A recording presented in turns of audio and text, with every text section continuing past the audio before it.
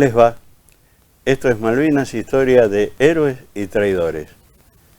Capítulo número 289. Usted dirá, pero lo dijo la semana pasada. Sí, me equivoqué. Los años no vienen solos. Esta es la 10ª temporada que hacemos este programa. Hace 2 semanas que venimos mostrándoles a ustedes imágenes que realmente en su gran mayoría son inéditas o muy pocas veces vistas, como por ejemplo el programa especial de la televisión chilena, donde un general chileno, el general Matei, decía: yo quería que Argentina perdiera la guerra e hice todo lo posible para que perdiera la guerra.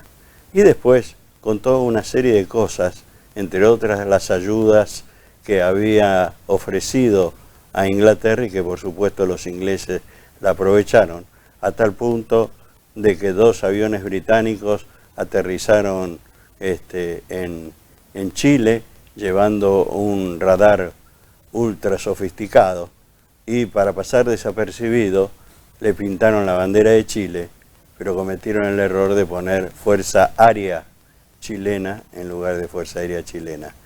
Si lo busca, es el programa número 287. El programa de la semana pasada hablaba del Escuadrón Fénix, no solo de su actuación durante la Guerra de las Malvinas, sino desde su creación en el año 1978. Y para esta semana yo le había prometido a ustedes pasar un documental que lo íbamos a fraccionar en 4 capítulos, porque lo había hecho la televisión de España en combinación con una productora argentina, y se trataba de la Operación Algeciras. Este libro, Operación Algeciras, está basado en parte de la historia de esa operación. Solo le voy a leer la contratapa porque realmente es interesante escuchar esto. Lamentablemente, ahora le voy a explicar por qué no lo vamos a ver. Dice: el almirante Anaya le agradaba tratar con Girling. Su pragmatismo heredado de su bisabuelo inglés, su robusto sentido común, le ayudaban a aclarar sus propias ideas, a moderar ciertos arrebatos, lo que prolongó ese golpetear en Europa. ¿Exactamente con qué fin? Suponga que tengamos éxito en la operación, los europeos advertirán que así como los que actuamos fuimos nosotros, bien pudieron haber sido los rusos, y caerán en la cuenta de que los buques destinados a protegerlos de los rusos están a miles de millas de Europa, cerca del Polo Sur. Sentían que esta guerra los afectaba o los puede afectar, y presionaban para que los buques regresen. ¿En qué lugar de Europa golpearían? En Gibraltar. Bueno, este documental trata de una historia muy particular, que es la historia del almirante Anaya, donde reúne a un grupo de buzos tácticos, entre ellos un montonero que era especialista en explosivos y que aparte era buzo táctico, y que iban a realizar una operación en el estrecho de Gibraltar, donde estaban anclados los barcos británicos. Había toda una historia a su alrededor. El almirante Anaya sale y decía: esta historia o este relato solamente lo sabíamos yo, por él, y los que iban a morir en el intento por hacer este operativo. Pero bueno, lamentablemente suspendí todo por una sencilla razón. En el día de ayer me encontré con una triste noticia.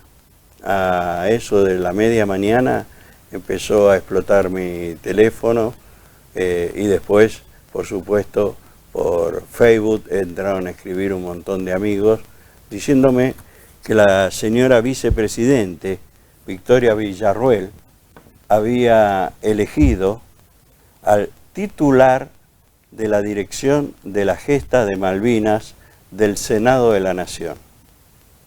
Bueno, hasta ahí, perfecto.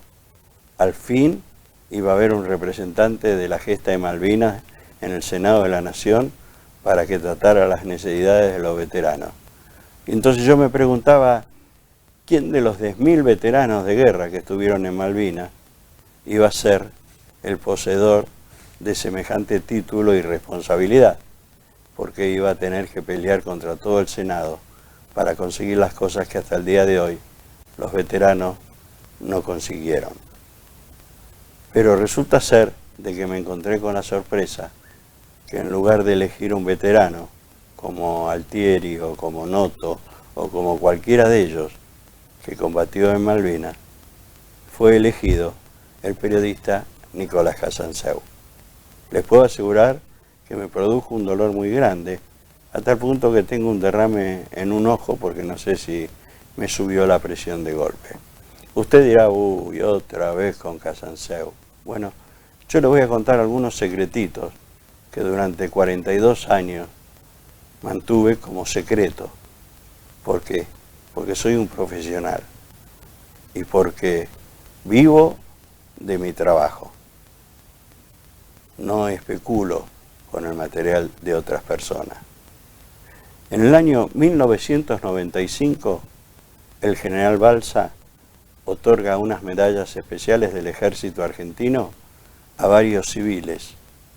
Y a Nicolás Casanseu le otorga la orden a los servicios distinguidos al mérito civil en el grado de comendador. Y cuando termina la ceremonia y los periodistas le preguntan por qué era esa medalla, el general Balsa contesta que porque este periodista se había quedado hasta el final de la guerra, cubriendo toda la guerra y mostrando toda la guerra hasta el final. Me dolió muchísimo en ese momento ver ese video, porque ni siquiera se acordó del resto de los periodistas que habían estado en Malvinas. Del general Balsa ni hablemos. Tengo una opinión muy personal que no la voy a contar por televisión. En el año 2022, cuando se cumplían los 40 años, yo había prometido que para el 2 de abril iba a sacar un libro. Luego, el 2 de abril el libro no salió. Dije que iba a salir el 14 de junio. El 14 de junio. Y el 14 de junio tampoco salió. Bueno, el motivo, ¿sabe cuál fue? Cuando presenté el libro en la editorial que lo iba a publicar, se presentó un periodista intimando y amenazando al director de la editorial, no solamente verbalmente, sino físicamente, y diciéndole que le iba a mandar una carta documento si publicaba mi libro. Y al final le dijo, si llegan a publicar el libro, yo les prendo fuego a la imprenta. De hecho, está que lamentablemente el libro no salió como yo tenía previsto para los 40 años. De ahí en adelante, tanto mi hijo como Palacios, que era el autor del libro, el que había compaginado todos mis recuerdos y mis fotografías y videos, empezaron a buscar por otras editoriales y se encontraron con que ninguna editorial quería publicar el libro. No era un problema de costos, porque los costos los cubría yo. Era un problema de que tenían miedo de que les ocurriese lo mismo. A tal punto que tuvieron que buscar una imprenta fuera del radio de Capital Federal. Y buscaron una imprenta en la localidad de La Plata. Tanto era el secreto para publicar el libro, que ni yo sabía cómo había quedado terminado el libro. Antes de imprimirse un libro, se hace una edición que se llama edición de galera, donde es similar a un libro, pero todavía se está a tiempo de corregir si hay algún error en el libro. Bueno, ni siquiera esa edición de galera pude ver. Yo vi el libro por primera vez el 12 de mayo, el día que fui a Buenos Aires, a la imprenta en La Plata, a retirar los libros y me entregaron las cajas con los 380 libros. De 1000 libros que yo iba a editar, a medida que fue pasando el tiempo, fue aumentando el valor del papel y se fueron achicando la cantidad de libros. Fueron 500 y terminaron siendo 380. Bueno, y cuando me enteré ayer que todo el mundo me llamó, muchísimos de ellos indignados por esta asignación que le habían dado a este periodista, yo les puedo asegurar que me puse muy mal. Porque, a ver, yo pregunto, no es porque se fue un día antes del final de la guerra, es porque era periodista de un canal de televisión del Estado y por ende decía y mostraba lo que el canal del Estado, que en ese momento estaba intervenido, le decía que dijera. Ahora, de ahí a saber cuáles son las necesidades de los veteranos de guerra, hay una distancia abismal. A tal punto que cuando se terminó la guerra, ningún canal le quiso ofrecer trabajo y se fue a vivir 10 años a Estados Unidos. Solo volvió para reclamar la pensión de guerra. Entonces yo me pregunto, señora vicepresidenta, ¿se asesoró a quién iba a nombrar? Yo sé que su padre fue veterano de guerra, pero ¿no le parece que había muchísima más gente con más honor para ocupar este cargo? La verdad que tengo un dolor impresionante porque me duele que se siga ninguneando a los veteranos de guerra. Todos los días muere uno, o por enfermedad o porque se quita la vida. ¿Qué vamos a esperar? ¿Que se mueran todos para hacerle un homenaje? Cuando se cumplieron los 40 años, el gobierno anterior decidió entregarle a cada veterano de guerra una moneda especial. Esta. Acá adentro hay una moneda que se hizo en la Casa de la Moneda, donde es una moneda conmemorativa de la gesta de Malvinas. ¿Saben qué? Es una moneda hecha y no personalizada. A todos los veteranos le entregaron una moneda igual que esta, pero sin su nombre.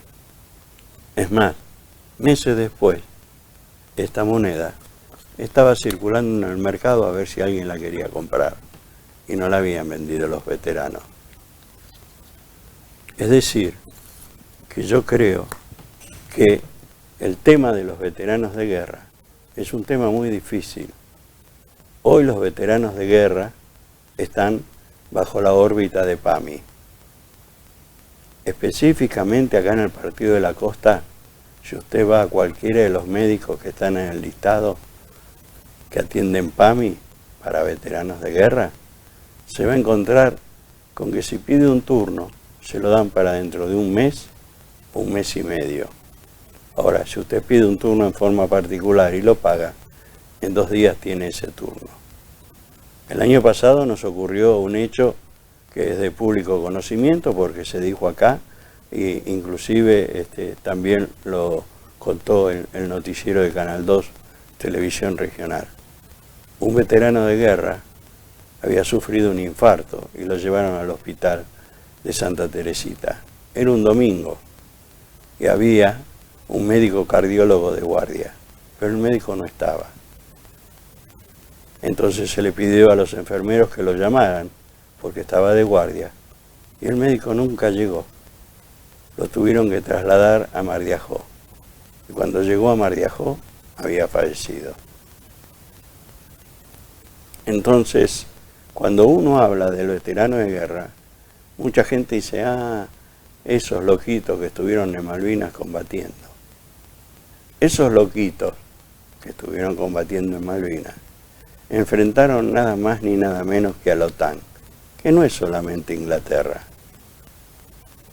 Que al momento de 1982 había más de 8 países que conformaban la OTAN, que coincidentemente eran los países más importantes productores de armamento y de misiles, entre ellos Francia. Entonces, no se combatió contra los británicos, se combatió contra toda Europa. Y lo hicieron con mucho valor. Hace 1 o 2 semanas yo lo tengo como amigo al que fue el corresponsal del Ministerio de Defensa británico, un fotógrafo. Y entonces cuando yo publiqué una foto del 14 de junio, me escribió la cara de felicidad de los soldados por haberse rendido. Y yo le respondí que estaba equivocado, que esa foto no era del 14 de junio, porque los soldados que yo vi en Malvinas el 14 de junio estaban con mucha bronca porque querían seguir combatiendo. Se habían transformado de jóvenes en soldados aguerridos, a tal punto que los mismos británicos los reconocen. Hay un libro que se llama No Picnic, donde su comandante cuenta de que él estaba en África con su batallón y Margaret Thatcher lo manda a llamar y le dice, mira, tenés que ir a la Falkland, que estos indios, por nosotros, que estos indios se les ocurrió tomar las islas. Así que vos andá con tu regimiento, que vas a tirar 2 o 3 tiros y los soldaditos se van a rendir, porque el 80% del personal son soldados de 18 años. Para vos esto va a ser un picnic. Y este coronel, que luego llegó a general, fue a Malvinas. Y cuando llegó a Malvinas, ni bien desembarcó en San Carlos, lo estaban esperando los soldados del Regimiento 25 y le hicieron enterrar la cabeza en la turba porque no la podía levantar de los disparos que les estaban haciendo con ametralladoras y con sus fusiles largos. Y así fue durante todo el recorrido hasta que llegó a los montes alrededor de la gobernación y de Puerto Argentino. Y entonces cuando volvió a Inglaterra, publicó un libro, como la mayoría de los coroneles que estuvieron en Malvinas, británicos me estoy refiriendo, y cuando tuvo que ponerle el título, se acordó de esa palabrita que le había dicho Margaret Thatcher, No Picnic. Y entonces el libro se llamó No Picnic. Lamentablemente acá creo que una editorial hizo una pequeña traducción del libro y lo publicó, pero no tuvo mucho éxito ni mucha difusión, porque a los argentinos no les interesan los veteranos. Recién ahora la juventud está tomando dimensión de lo que estos jóvenes sufrieron y vivieron en Malvinas. Y yo durante 42 años vine contando lo que había visto a través de la lente de mi cámara de fotos y la lente de mi videocámara. Y se lo mostré a ustedes. Y más de una vez les dije que una foto vale más que 1000 palabras. Pero resulta ser de que ese material cometí el error de no sobreimprimir, como le llamamos nosotros, la gota de agua en los primeros años. Y ese material fue usado, mal usado, por un montón de gente. Entre ellos, este periodista, quien se adjudica un montón de cosas que yo filmé y fotografié. Por eso, su especial interés en que el libro no saliera a la venta. Bueno, el libro salió a la venta, tuvo las repercusiones que tenía que tener. Todo el mundo se enloqueció porque dijo, nunca habíamos visto estas imágenes. Es el primer libro que tiene video, que usted con un código QR puede ver el video. Y entonces trasladamos a los argentinos que compraban el libro a las Malvinas. Estuvieron en un pozo de zorro junto al soldado, escuchando el sonido de lo que el soldado escuchaba, escuchando los gritos del 14 de junio, escuchando todo lo que pasaba en Malvinas. Y esto, bueno, se lograba por primera vez. Yo iba a seguir con esta temporada, pero lamentablemente me di cuenta de que yo sigo pasando material y ese material después lo usa cualquiera y encima lo transgiversa. Hasta el punto que en un momento, en un reportaje, este periodista cuenta que el soldado Mosto, que yo le hago un reportaje y fallece a los 2 días, mientras estaba combatiendo, iba por las trincheras sirviendo café. ¿Usted se imagina durante un combate que un soldado vaya sobre trinchera por trinchera sirviendo café? Primero que café no había. El café que había quedado en el cuartel de los Royal Marines fue nada más que para los primeros días de abril y no para cuando se entró en combate. Así que esta es la historia y hoy me despido imprevistamente porque la verdad me cansé. Entonces, a partir de ahora, cuando alguien necesite material o información o rendir una tesis o saber algo sobre Malvinas, por favor, diríjanse al titular de la Dirección de Gesta de Malvinas del Senado de la Nación, que él se lo va a saber responder, creo, no sé. No me despido como lo hago siempre, porque siempre digo Dios y patria o muerte. Hoy me despido de otra manera. Hoy solo voy a decir que el soldado no muere en el frente de combate, muere cuando su pueblo lo olvida. Gracias por haber estado y haberme seguido durante estos 10 años y por haberme seguido en el Facebook. Muchas gracias.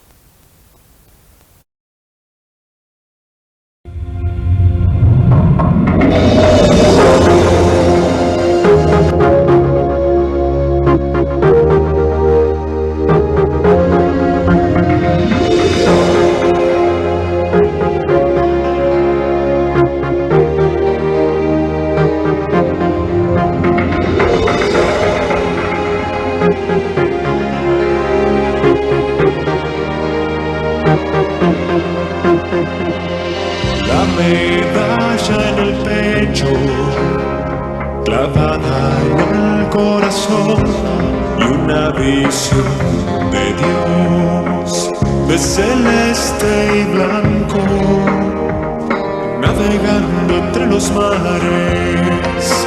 En las noches ves fantasmas que muerden el pabellón. En las aguas bajo el frío duerme. ¿Quién guardará tu plegaria del viento? ¿Quién borrará nuestras lágrimas del mar? Siento al dormir tus muletas en llamas y en sueños